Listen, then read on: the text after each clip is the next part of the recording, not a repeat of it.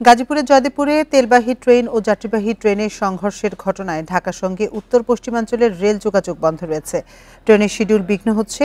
এ নিয়ে বিস্তারিত জানাতে রাজধানী কমলাপুর রেল স্টেশন থেকে আমাদের সাথে যোগ দিচ্ছেন সহকর্মী ইকরামুল কবির।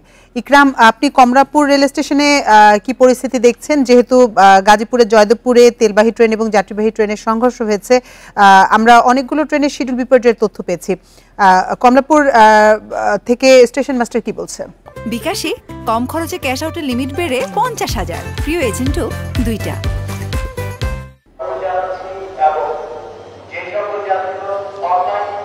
জি, আপনি হয়তো এখন মাইকে ঘোষণার শব্দটি শুনতে পাচ্ছেন।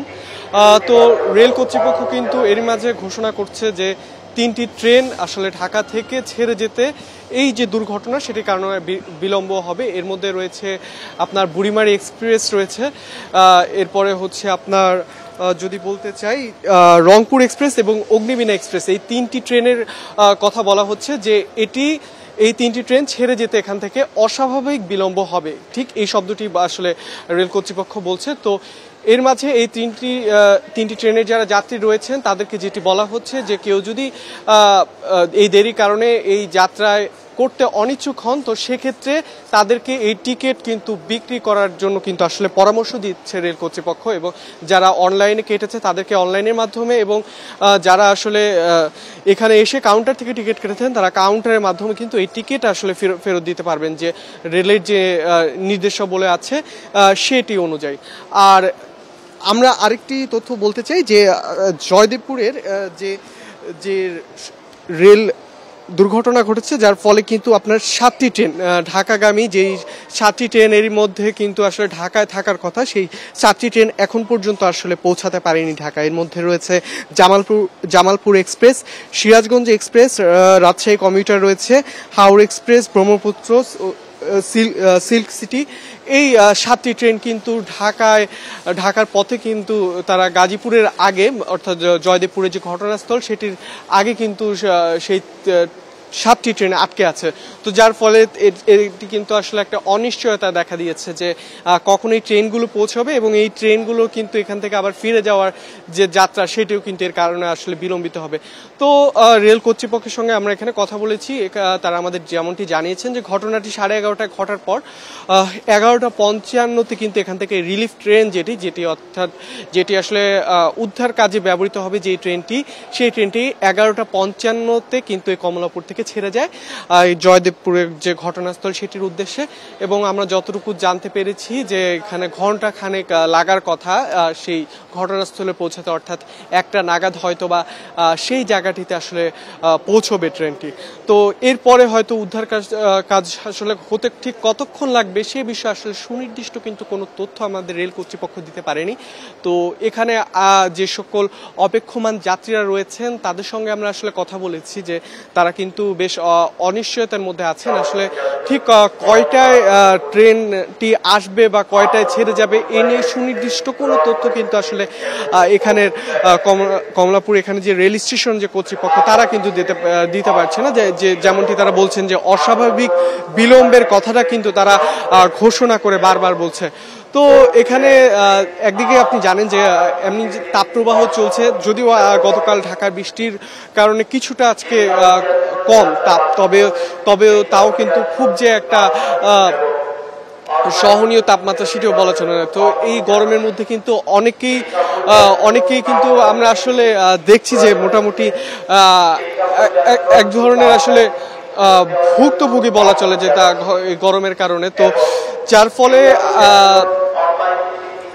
যার ফলে হচ্ছে এখানে তারা অপেক্ষা করছেন। আরেকটি বিষয় বলতে হয় যে এখানে যে ট্রেনগুলো দেরি করছে তার মধ্যে 2টো ট্রেন কিন্তু যে এই শুধুমাত্র এই ঘটনার কারণে দেরি তেমনটি নয়, পৌঁছতেও এর মধ্যে 2টি ট্রেন আসলে দেরি করেছিল। তো যার ফলে স্বভাবত যে দেরি সেটি হতো এবং আরও দেরি হচ্ছে।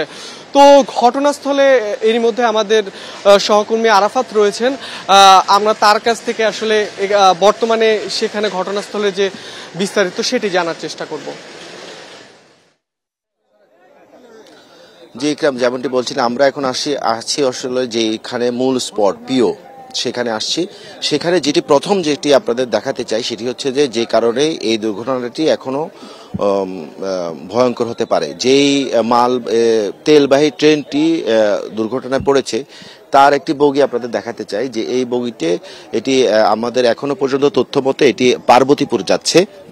পুরো এখানে 20-25টি যে ট্যাঙ্কি ছিল সবগুলো ভরা, অকটেনে ভরা। সেইখানে দুর্ঘটনার কারণে প্রথম যে বগিটি ছিল সেই বগিটির যে জয়নিং সেটি ভেঙে পড়ে আছে, আমরা যদি দেখাতে পারি সেটি ভেঙে পড়ে আছে, এবং সেই বগি থেকে যে কিছু তেল এটা ফুটে যাওয়ার পর এই তেলটা পড়ছে এবং রাস্তায়।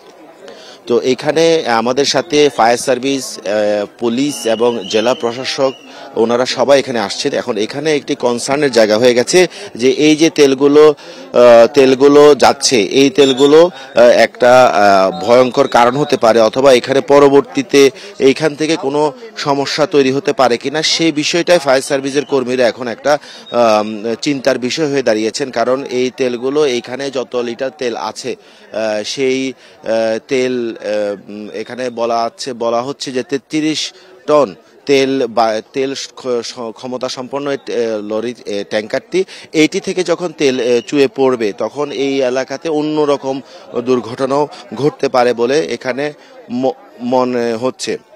তো এইখানে আমরা যতটুকু এসে জেনেছি যে মূলত টাঙ্গাইল কমিউটার ট্রেনটি সেটি ওয়াশের জন্য কমলাপুর স্টেশনের দিকে যাচ্ছিল, আর এই যে পার্বতীপুরগামী যে তেলবাহী ট্যাঙ্কারটি সেটি আসলে পার্বতীপুরে নিয়মিত দূরত্ব হিসেবে যাচ্ছিল। সর্বশেষ আমরা এখানে 4 জন মানুষ আহত, তবে গুরুতর না, আহত হওয়ার খবর পেয়েছি এবং তারা এই সদর হাসপাতালে ভর্তি আছেন। তো এখানকার স্থানীয় জনগণ বলছেন যে যেহেতু ট্রেনটি খালি ছিল, ওয়াশিং এর জন্য যাচ্ছিল, সেজন্য এখানে যাত্রী ছিল না, সেই কারণে এই দুর্ঘটনায় মানুষের হতাহত বা হয়রানি কম হয়েছে। এবং এই ট্রেনটির যেটি আছে সেই দুটোটি ট্রেনেরই আমরা দেখতে পাচ্ছি 4টি করে বগি, অর্থাৎ কমিউটার ট্রেনের 4টি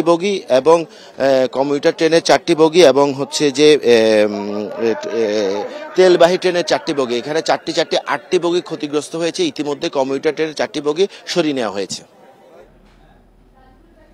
গাজীপুরের জয়দেবপুরের ট্রেন দুর্ঘটনা সবশেষ তথ্য জানাচ্ছিলেন আমাদের সহকর্মীরা।